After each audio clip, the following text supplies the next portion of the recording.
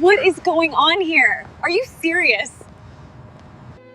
I told you, I want a divorce. Take your stuff and leave. I can't stand looking at you. Before we begin, your support means everything to me. If you're new here, join our little story family, hit subscribe, and feel every emotion with us. I still remember the exact second my world cracked. Her suitcase was open on the bed, stuffed with summer dresses and that perfume she only wore on special occasions. She smiled at me, kissed my cheek, and said she needed a weekend away with her girls just to clear my head. I believed her. God, I wish I hadn't, because the next evening, while she was supposedly sipping cocktails by the beach, my phone buzzed with a message that made my hands go cold. It was a location ping one I wasn't supposed to see. A restaurant 3 hours away, not a resort. A reservation for 2. And her name was on it. My heart slammed against my ribs. I told myself it had to be a mistake. It had to be. But the moment I drove there, the moment I stood outside that glass window, everything inside me shattered. She wasn't with her friends. She wasn't anywhere near the beach. She was sitting across from him, laughing, leaning in, touching his hand, and when he stood up to embrace her, the kind of hold a woman should only share with her husband, something inside me froze. I felt betrayed, humiliated, and strangely calm all at once. But that wasn't the worst part. No. What happened after they walked out of that restaurant? That was just the beginning. Before everything collapsed, our life looked perfect from the outside, almost picture frame perfect. Mornings were slow and warm. I'd stand in the kitchen making coffee while she hummed softly. Still half asleep, wrapped in that oversized sweater she loved. She'd steal sips from my mug, smile at me with sleepy eyes and say, "You make it better than I do." We had our little routines. Friday movie nights, Sunday morning walks, arguments that ended with laughter. Dreams whispered in the dark when the world felt soft and far away. I thought we were a team. I thought she was mine and I was hers. 7 years of marriage, 7 years of memories, inside jokes, and promises we believed would last a lifetime. People used to call us the quiet couple, the couple who understood each other without words, the couple who always found their way back to each other after stress, after long days, after everything. I trusted her so deeply that I never questioned her late-night texts, her sudden new skincare routine, her distant smiles, her phone turned upside down. I told myself she was just tired, just stressed, just overwhelmed. I didn't see the cracks forming. I didn't hear the quiet distance growing between us. I held on to the past so tightly, I didn't realize she had already let go. And soon, I'd learn how easily a perfect life can disappear in a single weekend. It started quietly. The kind of change you can't explain but can't ignore either. She began spending extra time getting ready, even for simple errands. New lipstick, new dresses, a perfume I'd never smelled before. When I asked, she brushed it off with a laugh. Just trying something new, but something felt off. Her phone, once carelessly left on the couch, was suddenly glued to her hand. She'd turn it face down whenever I walked into the room. Notifications that used to pop up constantly became mysteriously silent. I tried to dismiss it. I told myself I was over that work stress was making her distant. That couples go through phases.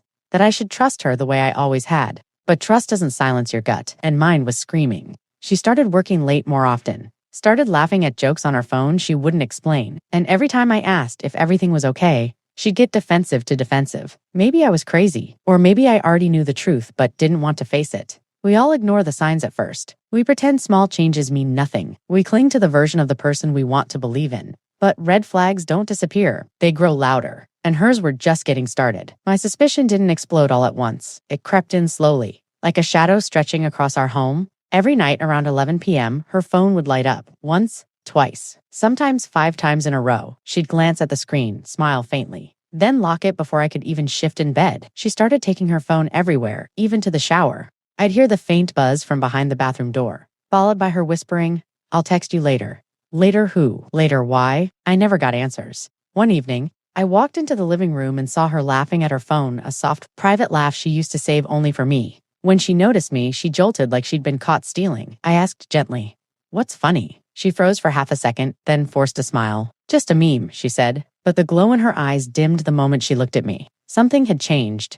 Then it got worse. She started dressing nicer for work, started leaving earlier, started coming home with excuses that sounded too polished to rehearsed. One night, her friend accidentally mentioned a dinner they supposedly had, on a day my wife told me she was homesick. The lie was too sharp to ignore. My chest tightened. My hands trembled. The puzzle pieces were finally forming a picture I didn't want to see, and I wasn't ready for where the clues would lead next. The truth didn't fall into my hands gently. It hit me like a punch I never saw coming. It happened on a Thursday night, the kind that feels too ordinary to destroy a life. She was in the shower, humming softly, steam fogging the mirror. Her phone buzzed on the counter once.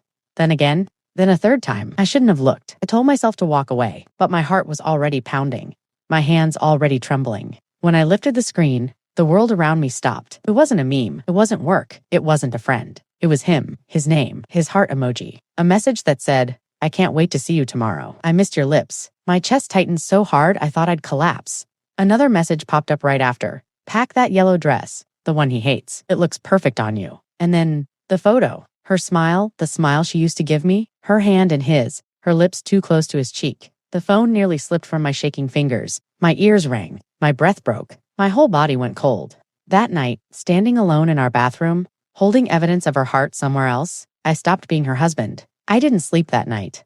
I sat at the dining table with her phone in front of me. The messages burned into my memory, my hands still shaking. Every tick of the clock felt like a hammer against my chest. When she finally came out of the bedroom in the morning, hair damp, smiling like nothing was wrong, something inside me snapped. I slid her phone across the table. "Want to explain this?" Her face drained of color instantly. She didn't blink, didn't breathe, just stared at the screen like it might disappear if she looked hard enough. I waited. My heart wasn't beating, it was roaring. "Who is he?" I asked quietly, not yelling, not angry, just tired. She opened her mouth, closed it, opened it again. No excuses. No lies ready. Just a shaking breath and a whisper. "I'll never forget. It's not what you think." But her eyes told the truth. Guilty. Cornered. Exposed. I leaned back, feeling something inside me crumble. "You lied about the girls' trip? You lied about the late nights? You lied about us?" She reached for my hand, but I pulled away. The silence after that was brutal, the kind that doesn't break, the kind that ends marriages after the confrontation. The house felt hollow, like every wall was holding its breath. She cried.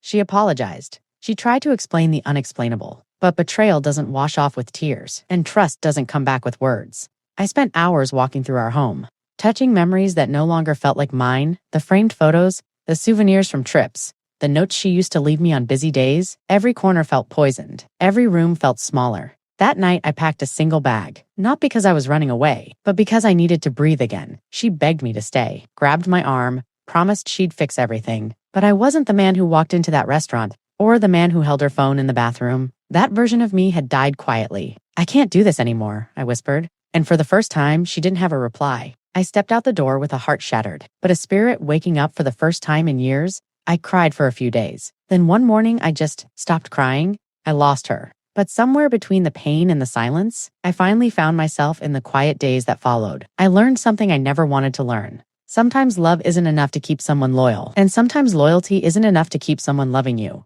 I kept replaying everything, the laughter, the routines, the small moments we built our life on. For a while, I wondered if I failed her, if I wasn't enough, if I could have done something different. But healing comes slowly, like dawn creeping into a dark room. And eventually, I understood a truth I wish someone had told me earlier. You can be the most loving partner in the world and still be betrayed by someone who never learned how to value a good heart. Pain changes you, but it also teaches you, it pulls you apart so you can rebuild stronger with clearer boundaries. Deeper self-respect and a heart that finally realizes it deserves honesty. I used to think losing her was the worst thing that ever happened to me. Now I see it differently. Losing the wrong person can be the first step toward finding peace, finding clarity, finding yourself again. And if you're listening to this, wondering whether to walk away or hold on, remember this. Staying with someone who breaks you is far more painful than letting them go. Thank you for staying with me through this journey. Stories like these aren't just about heartbreak. They're about strength, healing, and knowing your worth. Now I want to hear from you. If you were in my place, would you have stayed or walked away too? Tell me in the comments. Your voice matters here. And if this story touched you,